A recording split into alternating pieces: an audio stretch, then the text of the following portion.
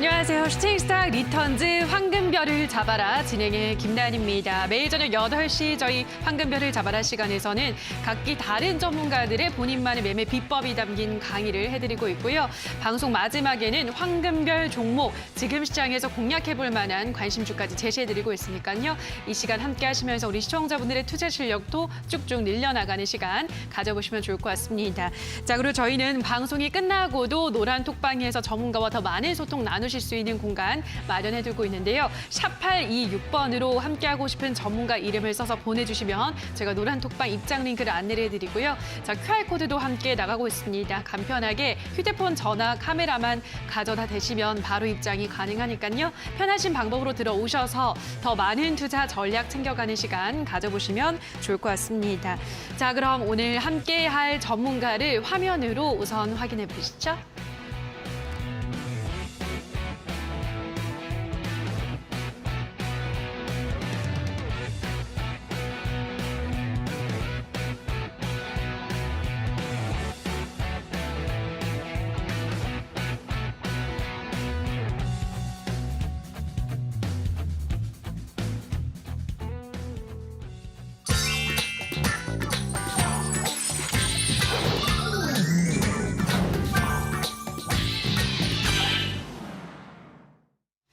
네, 오늘은 단타장인 전문가와 함께합니다. 전문가님 안녕하세요. 네, 반갑습니다. 네, 반갑습니다. 자, 바로 오늘 또 별별 이슈와 함께 시장 이야기로 넘어가 보도록 할게요. 오늘의 네. 별별 이슈 화면으로 우선 만나보시죠.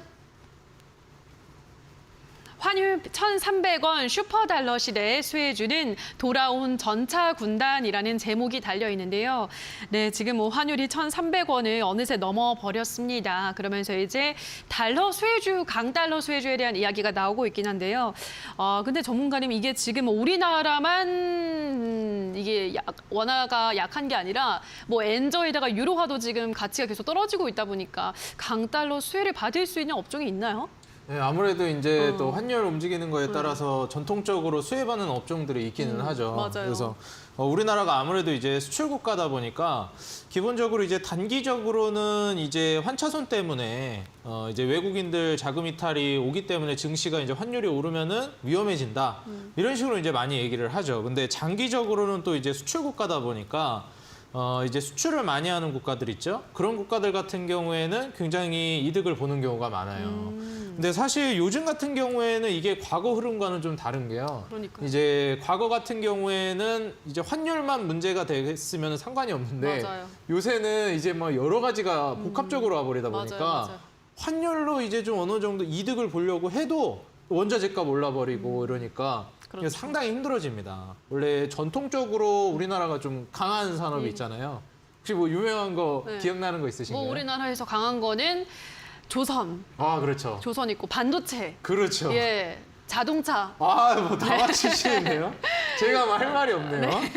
네, 우리나라 이제 대표적으로 유명한 게 조선 자동차 반도체잖아요. 맞아요. 근데 이제 이런 업종들이 일반적으로 수출을 해가지고 달러를 벌어오는 그런 이제 산업이기 때문에 이렇게 환율이 올라갔을 때는 이득을 보는 굉장히 좀 유리한 고지를 점할 수 있는 섹터입니다. 근데 이제 문제가 뭐냐면은 지금 최근에는 좀 디플레이션 우려가 있기 때문에 이걸 또 사줘야지 이 매출이 발생하는 거잖아요. 근데 이제 잘 안 사려고 한단 말이죠. 수요도 많이 줄고 소비도 줄다 보니까. 그래서 지금 과거 같은 경우에는 이런 식으로 수출 경쟁력이 올라간다 해서 포커스를 여기에 맞춰서 좀 유리하다 봤는데 요새는 이 수출 경쟁력보다도요, 이 인플레이션에 조금 더 포커스를 맞추고 있어요. 맞아요. 그래서 이 수출 경쟁력 올라가는 거의 이 장점보다도 인플레이션을 못 잡았을 때 오는 이 디플레이션 우려가 맞아요. 더 크게 오다 보니까 사실 이 장점을 단점이 그냥 아예 덮어버리는 그런 이제 상황까지 왔다라고 지금 대다수의 투자자 여러분들이 느끼고 계시고 실제로도 좀 그런 상황이라고 보여져요. 근데 제가 누차 말씀드리지만 이전에도 이 금융장세가 펼쳐진 이후에는 증시가 급락세가 나온다라고 말씀드렸고 실제로 이미 급락세가 어느 정도는 나왔어요. 고점 대비해서 30%가 넘게 빠졌으니까요. 그래서 사실 여기에서 더 빠지지 않겠다라고 말씀을 드리는 것보다는 이미 더 빠질 수는 있겠지만 어느 정도 많이 빠졌다라는 거예요. 더 빠진다 하더라도 이제는 거의 이제 뭐 마무리 단계로 가는 하락이라고 보고 있고 예. 사실 이제 향후에 우리가 장기적으로 수혜를 볼 수 있을 만한 섹터들을 지금부터 이제 차근차근 모아 나가야 된다라고 생각이 듭니다. 그래서 우리 투자자 여러분들은 지금 현재 수출 노출도가 이제 높은 산업, 다시 말해서 이제 뭐 수출을 많이 하는 기업들 있죠. 수입보다는 수출 쪽으로 가는 기업들. 그래서 그런 기업들 위주로 한번 눈여겨보시면 좋을 것 같고요. 그다음에 이제 지금 항공운송 같은 경우에는 이 순외화부채라 그래서 이 외화부채가 어느 정도 있는 상황이에요. 근데 이제 달러 가치가 올라가고 있고 이제 원화 가치가 상대적으로 낮아지고 있다 보니까 여기에 대해서 정말 많은 투자자 여러분들이 외화부채가 있다라고 하면 이게 좀 부담으로 다가올 수가 있습니다. 그렇죠. 그래서 뭐 이제 코로나도 잠잠해진다 싶어서 실제로 뭐 대한항공이라든지 아니면 뭐 여행주라든지 이런 종목들이 좀 반등을 주려고 했었어요. 그래서 차트를 이제 잠깐 좀 보여드리면은 자, 대한항공 먼저 좀 보여드리도록 하겠습니다. 그래서 대한항공 같은 경우에도 코로나가 이제 좀 일단락되면서 살아나는 거 아닌가요? 하면서 사실 작년 중순까지는 꽤 많이 올라가줬습니다. 대한항공이. 쭉 이제 코로나 팬데믹 이후에 오히려 이제 더 큰 상승을 보여준다라고 기대를 했었는데 사실 이제 그 환율이 이렇게 많이 올라가고 있는 상황에서는 이 외화부채가 좀 부담이 되고 있다 보니까 이제 코로나로 인한 그런 이제 하방 압력도 거진 이제 다 소화를 했고 올라갈 일만 남았다라고 생각을 했는데 또 그렇지가 않다라는 거예요. 심지어 또 최근에는 이 유가도 많이 올랐잖아요. 맞아요. 그러다 보니까 이제 또 유가 기름 넣고 날아가야죠. 이 비행기가 무한동력으로 그냥 이게 바람 타고 가는 건 아니니까. 그렇죠. 그래서 이제 유가는 올라가지, 그 다음에 또 외화부채 부담은 있지 이러다 보니까 지금 현재 그 순외화부채가 조금 이제 높은 항공운송 쪽은 좀 조심을 하셔야 되겠다. 물론 여행도 조금 조심해야 되겠지만 이 항공운송 쪽이 조금 더 타격이 있을 수가 있어요. 네. 근데 뭐 거꾸로 이제 바꿔 말하면은 저가 매수 찬스라고도 이제 볼 수 있는 상황인 거죠. 지금 그래요? 찬스가. 악재가 이제 어느 정도 반영이 되어 있으니까요. 근데 문제는 여기에서 이제 트리거가 돼가지고 부채를 감당 못하는 상황이 온다. 여기에서 만약에 이제 뭐 디폴트가 돼버린다라고 하면 이건 진짜 심각해지는 거니까. 그렇죠. 사실 지금 좀 과감한 투자를 하기에는 좀 위험하다라고 생각이 들기 때문에 혹시라도 이 섹터에 투자를 하고 계신 분들이라면 제가 투자를 철회하시라, 뭐 손절하시라 이런 것까지는 아니겠지만 이 사실을 어느 정도 인지를 하시고 투자를 이어가셔야 되겠다라는 겁니다. 이게 사람이 모르고 맞으면 알고 맞는 거랑 또 다르거든요. 그렇죠. 그래서 지금 현재 이 외화부채 부담이 있는 이런 항공운송 쪽은 조심하시고 방금 우리 앵커님이 또 다 말씀해 주셨듯이 반도체라든지 조선 자동차 이런 쪽은 사실 지금 굉장히 좀 유리한 위치를 점할 수 있을 만한 상황입니다. 그래서 지금 이미 뭐 현대차 같은 경우나 이제 기아차도 뭐 역대급 매출을 달성했다 맞아요, 이런 얘기가 계속 나오고 있어요. 예. 왜 그럴 수밖에 없는 게 지금 환율이 이렇게 올라가 버리니까 이 현대차나 이제 기아차, 자동차, 조선 쪽은 달러를 벌어들이는 기업들이잖아요. 그렇죠. 그러다 보니까 달러로 이제 돈을 받다 보니까 배 팔고 이제 조선 팔고 그 다음에 자동차 팔고 달러를 받으니까 이거 한국으로 가지고 왔더니 매출이 늘어버린 거예요. 똑같이 이제 팔았는데도 불구하고. 그래서 남는 돈을 소비자분들께 좀 돌려드린다는 관점으로 제품을 좀 저렴하게 팔 수도 있죠. 그렇게 되면은 이 제품 경쟁력이 생기면서 야, 현대차의 제네시스가 와, 폭스바겐 자동차다라고 비교했을 때 그렇게 큰 차이가 안 나는데 너무 이제 가격 대비 흔히 말해서 우리가 가성비가 좋다 그러죠. 가성비가 좋다라고 생각하면서 이제 그 매출이 늘어나고 사람들이 많이 찾게 될 가능성이 있는 겁니다. 그래서 과거에 이런 식으로 이제 미국이 이 자동차 시장이 완전히 장악이 돼 버린 적이 있었어요. 그래요. 환율이 이제 올라가면서 강달러가 되면서. 이제 과거에 이제 그 미국 사람들이 자국의 이제 미국 자동차보다 대다수의 이제 미국 진짜 국민 자동차로 불렸던 게 어떤 브랜드, 어느 국가의 이제 자동차 브랜드인지. 일본이요. 바로 아시네요. 역시 이제 보통 94년에서 95년도에 이제 일본 자동차가 미국 시장을 다 휩쓸었잖아요. 이때 사실 미국도 일본에 수출은 하겠지만 일본이 뭐 어마무시하게 일본 자동차 시장을 다 장악을 해버려가지고 이때 94년도 당시에 미국의 이제 그 대일이죠. 일본 상대로 하는 이제 무역 적자가 거의 이때 당시에 뭐 한국 돈으로 한 70조 초중반을 왔다 갔다 했습니다. 그러니까 이제 뭐 70조 대면은 그때 당시 돈이면은 더 어마무시하죠. 그죠. 근데 이 중에 거의 3분의 2를 차지했던 게 자동차예요. 그러니까 뭐 거의 뭐 혼다나 도요타 이런 게 미국 사람들의 국민 자동차가 돼버렸죠. 그러니까 이런 식으로 이 엔저가 엄청나게 그때 당시에 뭐 일본의 호황을 이끌었던 엔저, 저유가, 뭐 그다음에 저금리, 뭐 3조 호황이라고 그랬죠. 근데 이제 이런 상황이 우리나라도 어느 정도는 이 자동차 업계나 조선 업계에서 기대를 해볼 만합니다.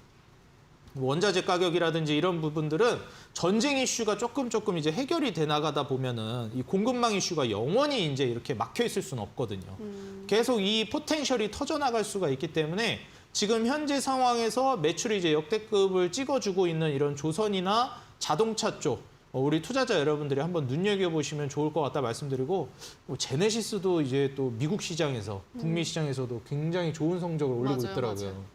그래서 지금 아예 프리미엄화로 나아가다 보니까 매출이 또 이렇게 잘 잡힌 게 아닌가 예상을 하니까요.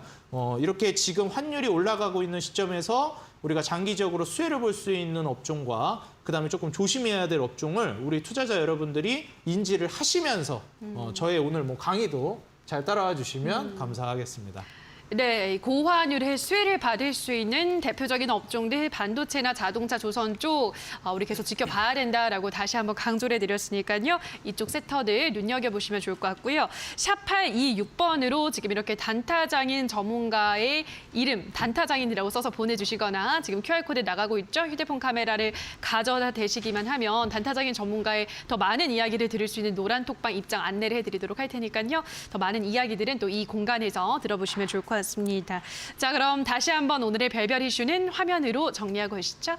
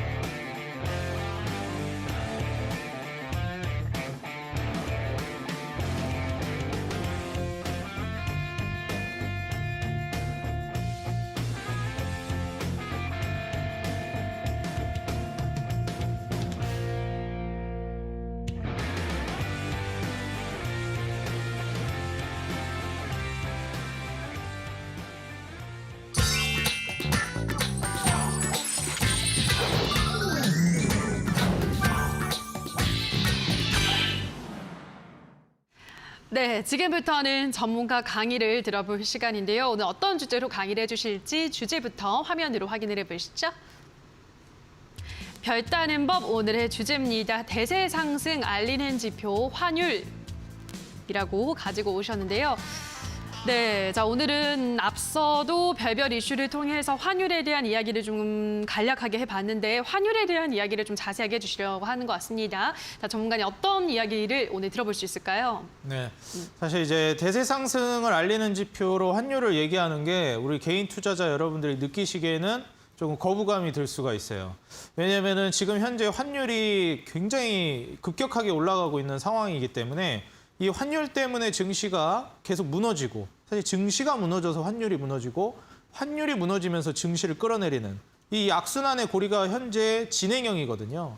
그래서 사실 현재 이 환율 때문에 골머리를 썩고 있는 증시 상황에서 이 증시의 대세 상승을 알리는 지표가 된다라고 생각을 하시기에는 좀 무리가 있으실 것 같아요. 우리가 일반적으로 생각하기에는요.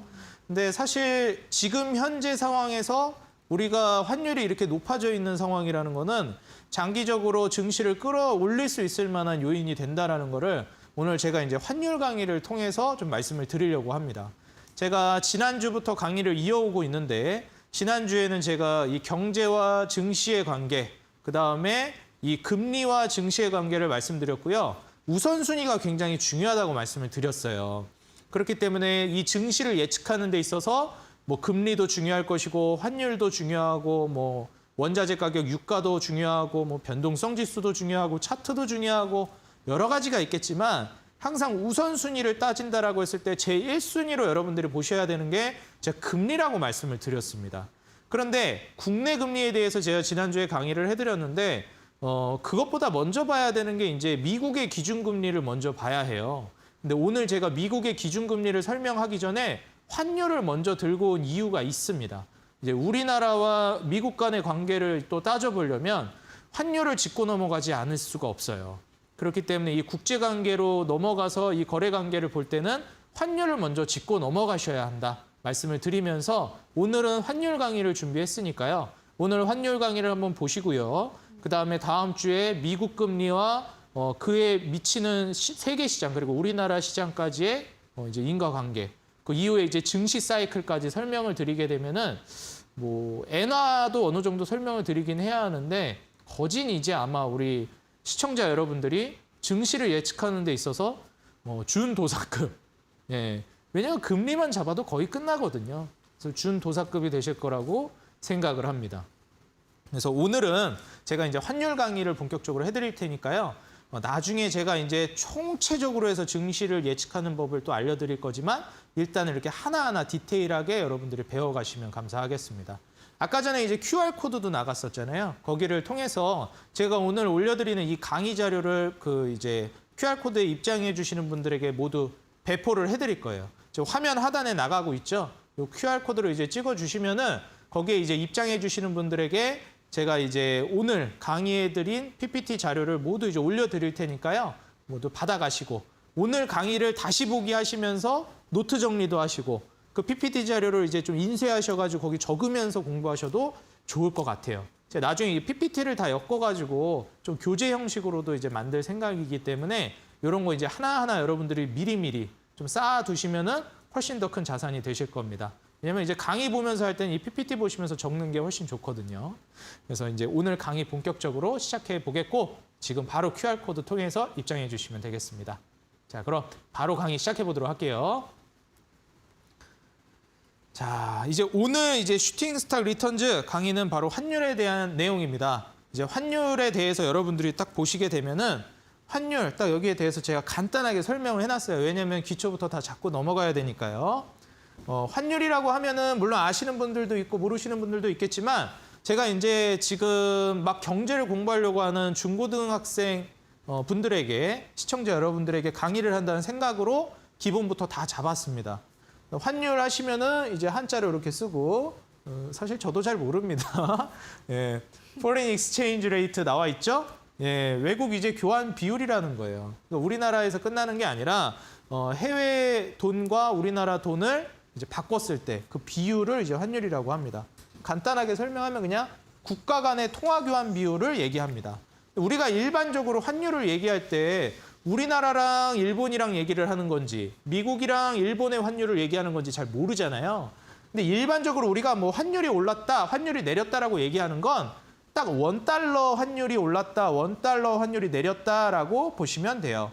아무 말이 없고 그냥 환율이 올랐다, 내렸다라고 그냥 간단하게 부가 설명 없이 그냥 얘기를 하면 원달러를 기본으로 한다라는 거, 이 점을 인지해 주시면 되겠습니다. 환율이 올랐다는데 이게 뭐 N달러야? 아니면은 뭐 위안화 달러야? 이런 거를 모를 수 있잖아요. 기본은 원달러입니다. 왜냐하면 우리는 한국 사람들이기 때문에 달러를 기축통화로 하기 때문에 달러를 기본으로 합니다.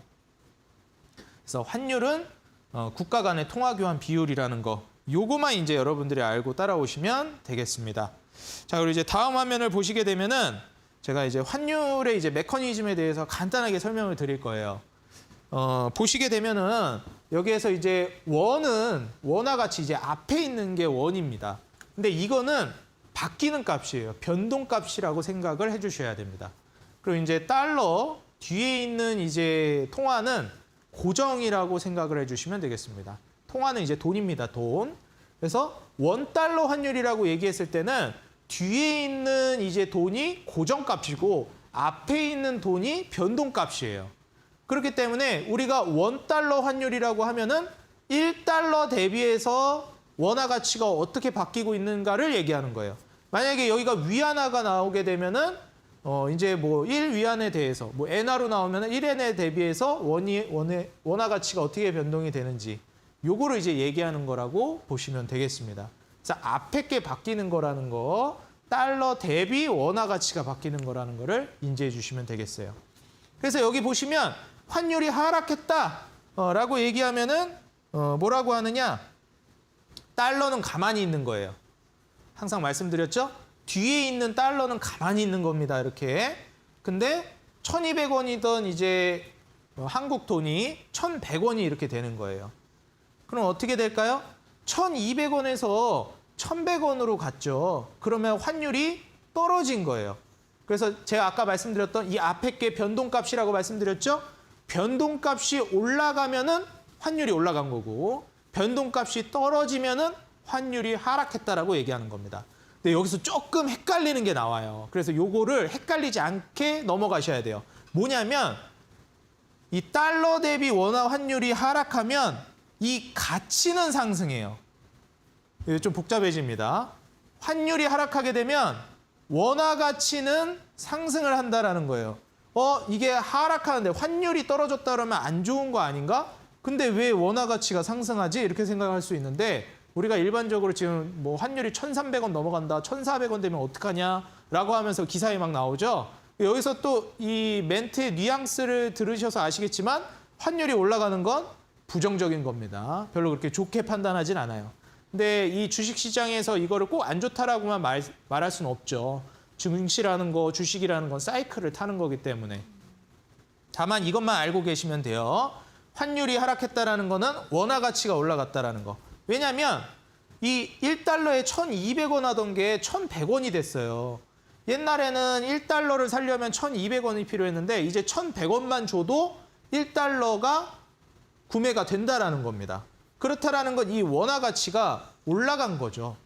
왜냐하면 1달러를 사는데 더 적은 돈으로도 달러를 살 수가 있게 됐으니까 이 원화 가치가 올라간 겁니다. 그렇기 때문에 지금 현재 여기서 원화 가치가 상승했다라고 얘기를 하는 거예요. 그리고 이제 환율이 반대로 상승을 하게 되면은 이제 1,200원이던 게 1달러에 1,300원이 됩니다. 이렇게 되면은 달러 대비 원화 환율이 상승을 했는데 원화 가치는 하락을 한 거예요. 왜냐면 1달러를 살려면은 옛날엔 1,200원이면 살 수 있었는데 이제는 1,300원이나 줘야 된다는 거죠. 100원 손해 봐야 돼요. 예전에 비해서. 그래서 물건 하나 사려고 할 때 막 돈을 더 줘야 되니까 이 물건의 값어치가 올라가고 내 통화 가치가 떨어진다라고 우리가 얘기를 하죠. 똑같아요. 1달러를 상품이라고 생각하시면 됩니다. 1달러 사는데 돈을 더 내야 되면 이 돈의 가치가 낮아졌거나 반대로 1달러의 가치가 높아진 거거나 항상 이 상대적인 거기 때문에 그렇게 이제 보시면 되겠습니다. 딱 심플하게 정리를 하시면 이 환율 하락하면은 원화 가치는 상승하고 환율이 상승하면 원화 가치는 하락한다라는 거. 요거만 인지해 주시면 되겠습니다. 자, 그리고 이제 다음 화면을 보시게 되면은 이 단기적으로 증시와 환율이 어떤 관계를 갖는지 그리고 장기적으로 증시와 환율이 어떤 관계를 갖는지에 대해서 말씀을 드릴 거예요. 이거를 제가 단기와 장기로 나눈 이유가 있는데 단기와 장기로 나눴을 때 반대로 움직입니다. 그러니까 단기적으로 이제 환율이 미치는 증시에 미치는 영향이 장기적으로 미치는 영향하고 좀 달라요. 보시게 되면 단기적으로는요. 환율과 증시는 반대로 움직입니다. 다시 말해서 환율이 떨어지면 제가 아까 말씀드렸죠. 환율이 떨어지는 건 우리가 일반적으로 긍정적으로 생각한다 그랬죠. 환율이 올라간다는 건 일반적으로 부정적으로 생각한다 그랬죠. 지금 환율이 달러 대비해서 1달러 대비해서 뭐 1,300원 넘어간다라고 하면서 난리가 나고 있잖아요. 이거 이러다 1,400원 가는 거 아니냐. 이러다가 진짜 IMF 서브프라임 같이 되겠다. 이러면서 환율이 올라가는 걸 굉장히 이제 부정적으로 보고 위험하다고 보고 있습니다. 그렇기 때문에 증시가 단기적으로는 떨어져요. 환율이 올라가면. 그리고 환율이 떨어지면 증시는 단기적으로 올라가고요. 이게 이상하죠. 이거는 우리가 이해가 돼요. 환율이 떨어지면 증시가 올라가고 환율이 올라가면 증시가 떨어진다는 거는 우리가 여태 많이 봐왔기 때문에 이해가 가는데 이게 장기적으로 가면 반대로 움직인다는 게 이해가 잘 안 갈 수가 있습니다. 그건 제가 아까 전에도 잠깐 얘기를 해드렸었는데 수출 기업들한테 유리해지면서 수출 기업들의 이제 실적이 올라가게 되고 그리고 그 실적을 바탕으로 해서 외국인들의 이제 수급이 다시 한국으로 돌아오는 이런 이제 백투더홈을 하는 이런 이제 좀 긍정적인 효과를 바라볼 수가 있는 거거든요. 어쨌든 이제 단기적으로는 우리가 일반적으로 예상한 대로 이런 식으로 흘러갑니다. 환율과 증시가 반대로 움직인다라는 거예요. 여기에서 여러분들이 이제 한 가지 좀 보셨으면 하는 게 이 장기적으로 하고 단기적으로 좀 다르게 나타나는 대표적인 이유가 이 부안해동파 투자자는 증시 눈치를 본다라는 게 중요해요. 그리고 이제 소신파 투자자는 기업 눈치를 본다라는 겁니다. 이제 부안해동파 투자자라고 하면 단기간의 수익을 보려고 하는 사람들이죠. 제가 아까 전에 이제 그 환율이 떨어졌을 때 그리고 환율이 올라갔을 때를 말씀을 드렸었는데 최근 이제 사례를 들어서 지금 환율이 1,300원을 넘어서고 있죠. 환율이 이렇게 막 1,300원으로 막 올라가고 있어요. 원래는 기존에 1,200원이었는데. 그 환율이 이렇게 올라가게 되면요. 이 기본적으로 외국인 투자자들은 증시 눈치를 보기 때문에 도망가 버립니다. 증시가 안 좋아질 것 같거든요. 그리고 이제 소신파 투자자들은 기업 눈치를 봐요.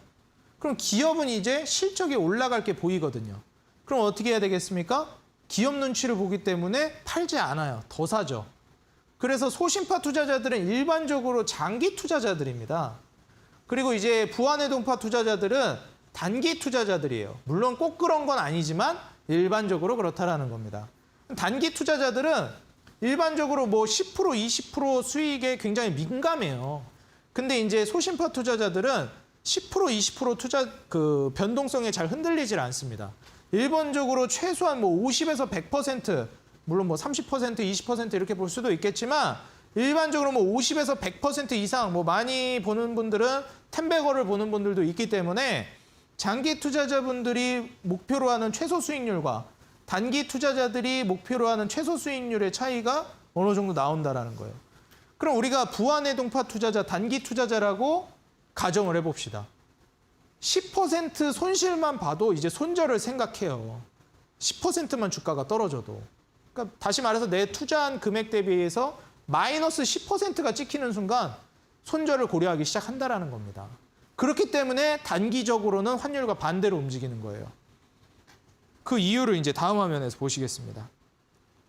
우리가 일반적으로 투자자라고 하면 뭐 이게 외국인 투자자라고 가정을 합시다. 우리 외국인 투자자께서 야 이거 달러를 이제 가지고 투자하는 미국에 투자를 할지 이제 원화 가지고 투자하는 한국에 투자를 할지 고민을 하고 있다라는 거예요. 어디에 투자를 할까 막 고민을 하고 있어요. 그래서 외국인 투자자가 달러를 가지고 있는데 한국이 좋아 보인다. 한국으로 한번 가보자. 한국에 투자 한번 해보자. 그래서 원화로 바꿨어요. 왜냐면 달러 가지고 한국 주식 살 수는 없으니까 달러 가지고 있던 거 원화로 환전을 해야 되죠. 예, 이게 중요합니다. 환전을 해야 된다라는 거. 한국 주식 투자하려면 원화로 사야 된다라는 거. 이게 중요해요. 그래서 환율에서 지금 이런 게 나오는 겁니다. 환전을 해서 이제 원화에 투자를 하게 됩니다. 자, 그랬을 때 환율이 상승을 해버렸어요. 자, 그러면 외국인들은 환차손이라는 걸 보게 됩니다.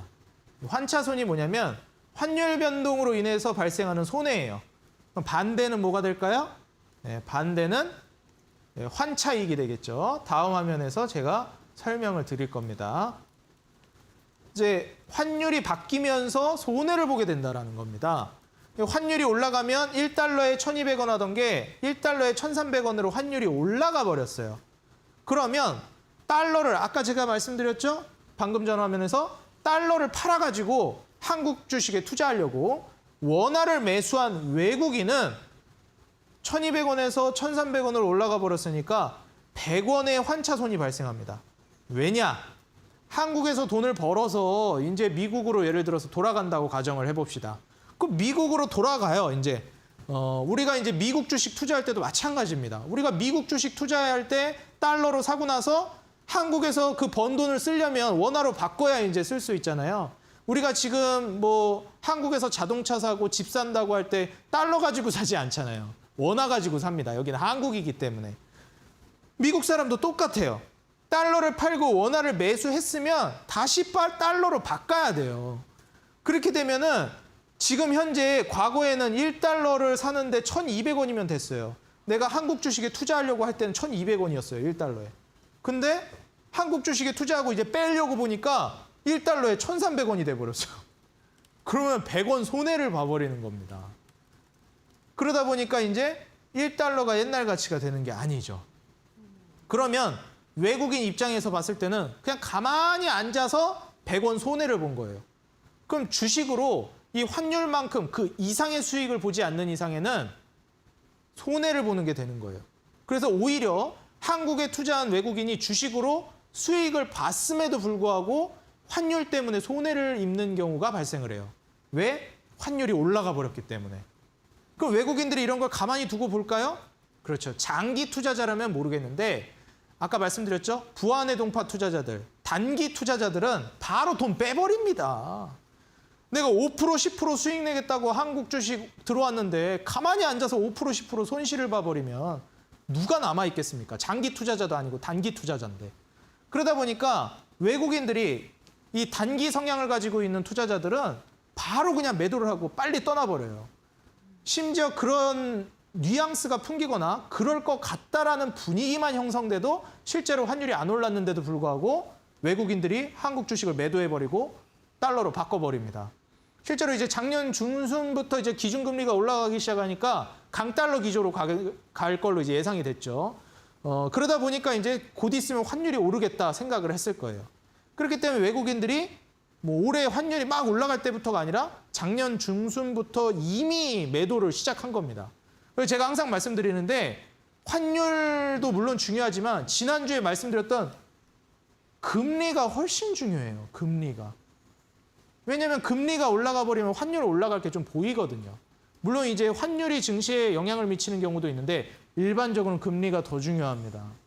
그래서 현재 우리 투자자 여러분들이 보는 이 환율은 살짝 좀 후행적인 지표로서 발생하는 경우가 좀 많아요.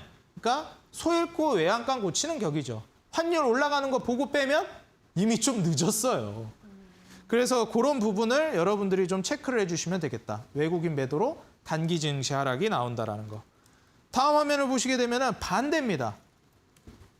환차익이 발생을 해요. 환율 변동으로 이익을 보는 겁니다. 환율이 하락을 하게 되면 환차익을 보게 돼요. 외국인들이. 달러를 팔고 원화를 매수한 외국인들이 100원 이익을 보는 거예요. 옛날에는 달러로 바꿀 때 1,200원이 필요했는데 이제는 1,100원만 있으면은 1달러로 바꿀 수가 있어요. 가만히 앉아서 100원 이득을 본 거예요. 그러다 보니까 사실 이때 이렇게 들어오는 외국인 투자자들은 한국 주식, 한국 기업에 투자해서 수익을 내겠다라는 그런 생각보다는 그냥 가만히 앉아서 환율 이득을 보겠다라는 생각으로 오는 투자자도 꽤 많을 겁니다. 환율이 이제 하락할 것 같으니까 가만히 앉아 있어도 이제 원화 가치가 상승하니까 일단 한국에 투자하는 거예요. 거기서 기업이 수익이 나면 더 좋고 사실 한 5% 정도 손실이 나도 환율로 이익을 보니까 오히려 이익이 나는 경우도 많죠. 근데 사실 그런 경우 잘 없어요. 이제 막 환율이 하락하는 시기에는 그때는 오히려 주가도 잘 가가지고 한국 주식으로 수익 내고 또 환율로 한번 더블로 수익 내고 이런 경우가 꽤 많습니다. 그래서 외국인 매수로 단기 증시 상승이 나온다라고 보시면 돼요. 그다음에 이제 다음 화면을 보시게 되면 이제 장기적으로 증시가 어떻게 움직이는지를 여러분들이 보실 수 있습니다. 이제 장기적으로 보시게 되면 환율과 증시는 함께 움직여요. 아까 단기적으로는 보는 거랑은 좀 다르죠. 왜 그러냐면 제가 아까도 말씀드렸듯이 이 장기적으로는 소심파 투자자들이 움직이기 때문이에요. 장기 투자자들이 어떤 관점으로 투자하느냐에 따라 달라집니다. 장기 투자자들은 제가 아까 말씀드렸듯이 증시 눈치를 보지 않고 기업 눈치를 본다고 말씀드렸죠. 뭐 환차손으로 발생하는 그 뭐 환율 변동으로 생기는 5%, 10% 많아봤자 20, 30% 그런 수익을 노리는 투자자들이 아니거든요. 50%, 100%, 뭐 500% 수익을 노리는 장기 투자자들이기 때문에 환율 변동에 그렇게 신경을 쓰지 않아요. 기업 눈치를 보지. 그렇기 때문에 장기적으로는 기업이 어떻게 이제 증시를 이끌어내느냐를 봅니다. 그래서 실제로 환율이 상승을 하시게 되면 수입 회사는 손해를 봐요. 수출 회사는 이익을 보고. 그다음에 환율이 하락을 하게 되면은 수출 회사는 손해를 보고 수입 회사는 이익을 봅니다. 이거 이제 다음 화면에서 보시면은 좀 이해가 갈 거예요. 우리나라 이제 가장 대표적으로 판매하는 주력 수출 품목 아까 우리 앵커님도 말씀해 주셨는데 반도체랑 더불어서 자동차랑 조선이 있죠. 최근 이제 그 뭐 제네시스도 굉장히 잘 팔리고 있다고 하고, 그다음에 이제 LNG선도 해외에서 수주를 굉장히 강력하게 따내고 있는 상황입니다. 그래서 만약에 이제 환율이 올라가게 되면 이제 100달러를 예를 들어서 수출을 했을 때 12만 원을 한국에서 매출이 잡히는 거예요. 이건 제가 편하게 하기 위해서 좀 낮게 잡은 겁니다, 수치를. 근데 자동차랑 이제 조선을 팔아가지고 12만 원을 벌었는데 환율이 이제 1,300원이 되면은 100달러로 13만 원을 버는 거예요. 다시 말해서 이 매출이, 영업이익이, 순이익이 올라간다라는 겁니다. 그럼 기업의 실적이 굉장히 좋아지게 돼요. 그럼 기업이 가만히 앉아서 10,000원을 더 벌었으니까 야, 한 5,000원 정도 제품, 이 조선이랑 자동차 좀 더 싸게 팔아도 되지 않을까? 우리 가만히 있어도 5,000원 더 싸게 팔아도 5,000원 이득인데? 그러니까 이거를 5,000원 싸게 팔아요. 그럼 제품이 더 저렴하니까 더 많이 사겠죠, 사람들이. 한국 제품이 더 저렴하고 품질 대비해서 싸지니까. 그러면은 매출도 더 올라가고 하나 팔 거 2개 팔고 3개 팔게 됩니다. 매출이 기본적으로 이렇게 10,000원만 이득을 보는 게 아니라 이게 막 15만 원, 20만 원 이득으로 돌아와요. 그러다 보니까 해외에서 달러를 받고 수출하는 한국 기업은 이익이 증가하게 됩니다. 제가 아까 말씀드렸듯이 수출 기업들은 그래서 이익을 보는 거예요. 환율이 올라가게 되면. 반대로 수입을 하는 업체들은 손해를 보겠죠. 그래서 이제 다음 화면을 보시게 되면 반대급부죠.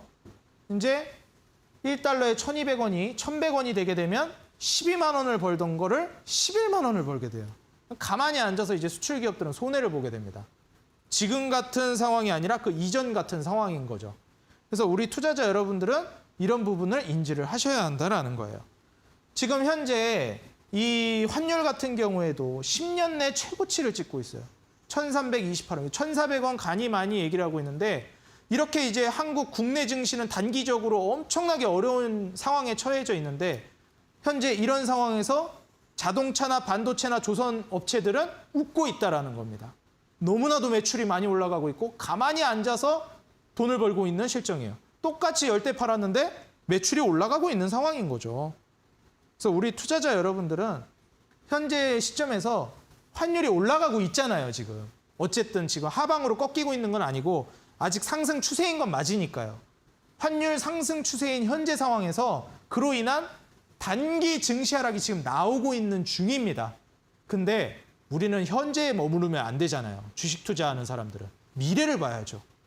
단기 증시 하락 이후에 찾아올 증시 상승을 우리는 기다려야 된다는 겁니다. 그렇기 때문에 저는 지금의 환율 상승이 추후에 우리나라의 주력 수출 품목, 자동차, 조선, 반도체의 실적을 기반으로 증시를 밀어올리는 실적 장세가 곧 다가올 거라고 내다보고 있습니다. 그래서 우리 투자자 여러분들 제가 작년, 재작년부터 강조드렸던 경기 민감주에 집중하라고 그렇게나 제가 목이 터져라 1년 내내, 2년 내내 얘기를 하고 있는 겁니다.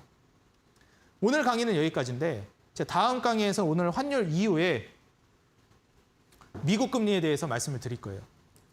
이제 다음 주 강의는 빼따꼼뿔리라고 기정사실이라는 이론이죠. 앙드레 코스톨라니가 했던 말입니다. 사건이 이미 일어난 후에는 확고한 사실이 되고 그 사실에 투자할 필요는 없다라는 거예요. 네, 다음 주는 왜 미국 금리를 이 빼따꼼뿔리 관점에서 우리가 예측해봐야 하는지에 대한 강의를 이어갈 거니까요. 오늘 환율 강의 좀 어려운 점이 있었다, 잘 이해가 안 되는 부분이 있다 하시는 분들은 오늘 제가 이제 또 그 코드 나가죠? 뭐라 그러죠? QR코드. 네, QR코드 나가고 있잖아요. QR코드 입장해 주시면 제가 이 PPT 자료를 올려드릴 거고요. 그 다음에 거기에 대해서 좀 질문을 해주시면 제가 추가적으로 좀 답변을 드리기도 하겠습니다. 실시간으로 소통이 가능하니까 많이 참여하시고 도움받아 가시기 바라겠습니다. 우리 어머니가 하신 말씀이 있는데 항상 학생의 신분에서는 선생님을 괴롭혀야 된다고 하셨습니다. 여러분들은 지금 저를 괴롭혀야 되는 입장입니다. 얼른 괴롭히러 오시기 바라겠습니다. 네, 오늘은 환율에 대해서 남녀노소 누구나 들어도 단박에 이해할 수 있는 아주 쉽고 친절한 설명을 듣고 오셨습니다. 자, 샵826번 들어오시면은 샵826번으로 단타장인이라고 문자를 보내주시면 저희 노란톡방 입장 링크를 안내해드리고요. 자, 바로 간단하게 지금 QR코드만 휴대폰 카메라 가져다 대시면 입장 가능하고요. 들어오셔서 무엇이든지 물어봐 달라고 하셨으니까요. 많이 입장하셔서 괴롭히시면 좋을 것 같습니다. 자, 그럼 저희는 잠시 후에 황금별 종목으로 돌아오도록 할게요. 잠시만요.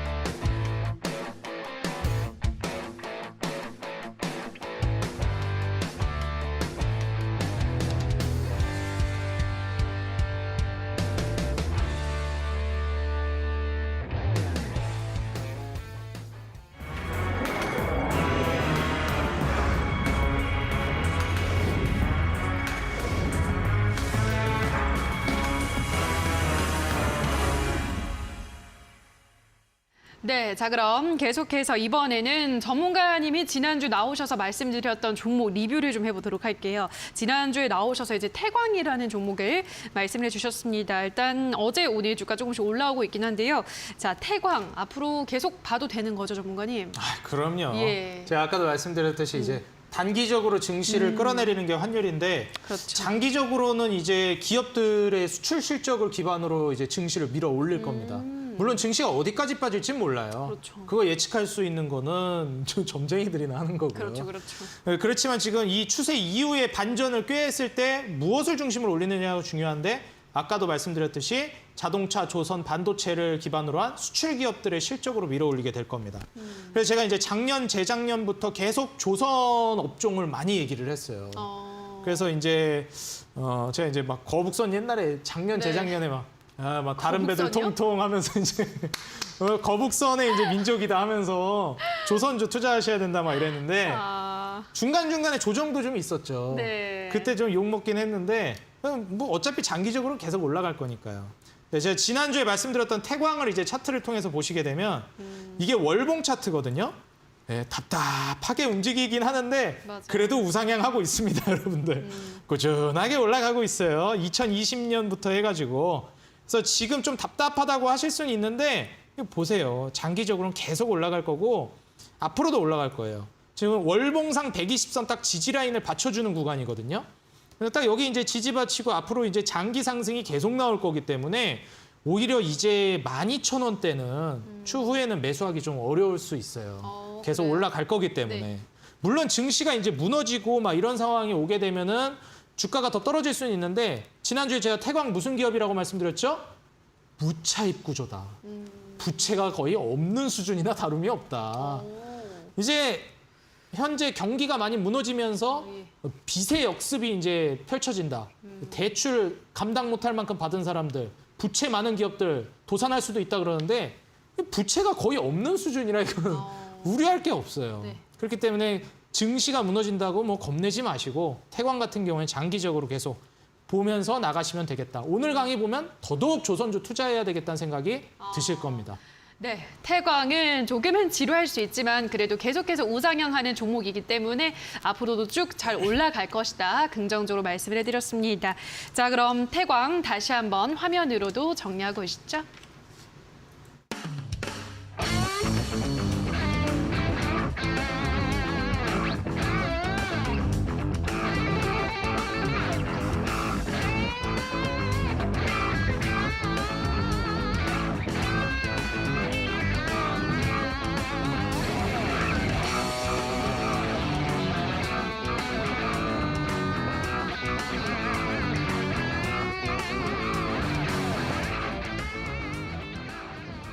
네, 자 그럼 계속해서 황금별 종목을 만나보도록 하겠습니다. 오늘은 어떤 종목 가지고 오셨을까요, 전문가님? 네, 이거 지난번에 태광 종목 지루하다고 생각하시는 분들은 네. 큰일 났습니다. 더 무거운 종목 들고 아, 왔거든요. 그래요? 뭘까요? 네. 오늘도 역시 이제 조선주를 들고 왔는데 오. 현대중공업이라는 기업입니다. 아. 근데 이제 현대중공업 같은 경우에 좀 다르게 봐야 하는 게 상장한 지가 얼마 안 됐어요. 그래서 이제 신규 상장주이기 때문에 사실 이 신규 상장주라서 더 탄력적으로 움직일 수는 있습니다. 몸집이 크다고 느리게 움직이는 건 또 아니거든요.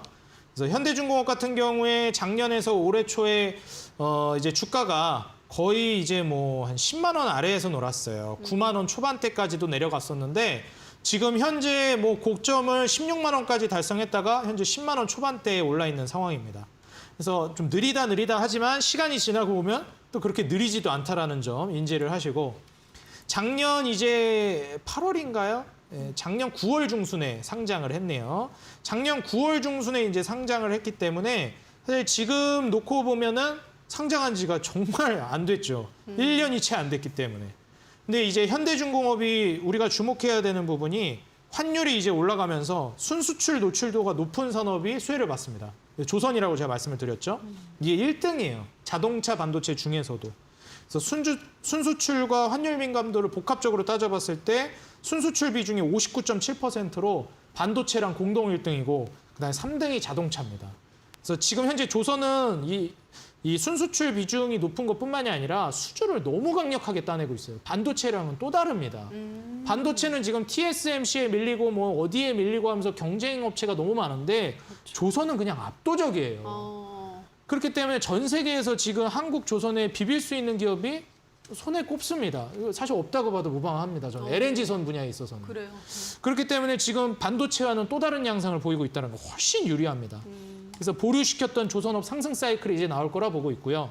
그다음에 이제 마지막으로 이 러시아 우크라이나 전쟁이 증시에는 굉장히 안 좋은 악영향을 미쳤는데 이 러시아 우크라이나 전쟁으로 인해서 유럽의 LNG선 수요가 증가를 했어요. 그러니까 오히려 전쟁으로도 수혜를 또 본 거죠. 네. 원래 전쟁 없어도 수혜 보는 기업인데 전쟁 이슈 때문에 수혜를 또 보게 되었습니다. 그래서 오히려 이제 올해 이제 초중순으로 넘어가면서 증시가 떨어지고 있음에도 불구하고 상승 랠리를 이어가고 있습니다.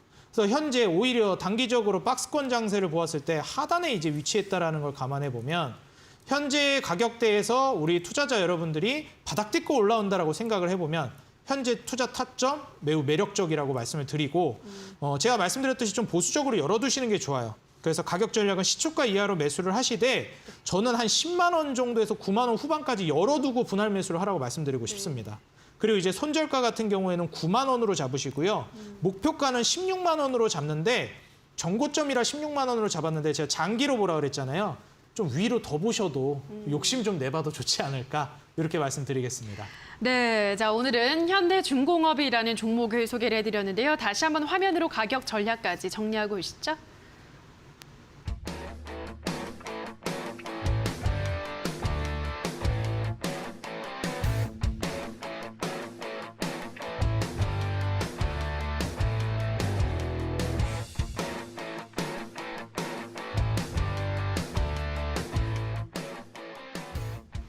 네, 잠시 후면은 또 단타장인 전문가의 무료 방송도 이어지는데요. 오늘 무료 방송에서는 어떤 이야기를 해주시나요?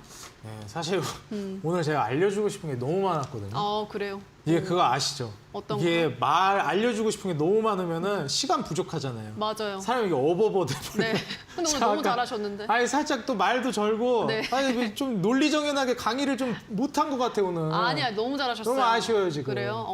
그래가지고 알려드리고 싶은 게 너무 많은데 다 못 알려드려가지고 너무 아쉽고 오늘 이어지는 온라인 강의에서 제가 추가적으로 다 못 알려드린 거 다 알려드릴 테니까 지난주엔 제가 이제 갑자기 스케줄이 변경돼서 급하게 준비하느라 많이 자료를 못 드렸어요. 오늘 제가 많이 드릴 거고 실제로 지금 같은 시장에서 돈 버는 기업은 따로 있거든요. 돈 버는 기업이 주가 떨어지면 사야죠. 오늘 온라인 공개 방송에서 제가 그 기업과 이유까지 말씀드릴 테니까요. 꼭 여러분들 참여해 주시기 바라겠습니다. 네, 포털 검색창에 슈팅스탁이라고 검색하시고요. 홈페이지 들어오셔서 단타장인 전문가 사진 아래에 있는 방송 보기 버튼만 누르시면 무료 공개 방송 참여가 가능하니까요. 시간 관계상 다 못해드린 여러 가지 이야기들은 또 오늘 무료 방송에서 들어보시기 바랍니다. 자, 여기에서 저희 왕자 게임이 아니죠. 황금별을 잡아라 마칠 시간이 됐습니다. 저희는 내일 이 시간에도 더 많은 정보 가지고 돌아오도록 하겠습니다. 오늘 방송 끝까지 함께해 주신 여러분 고맙습니다.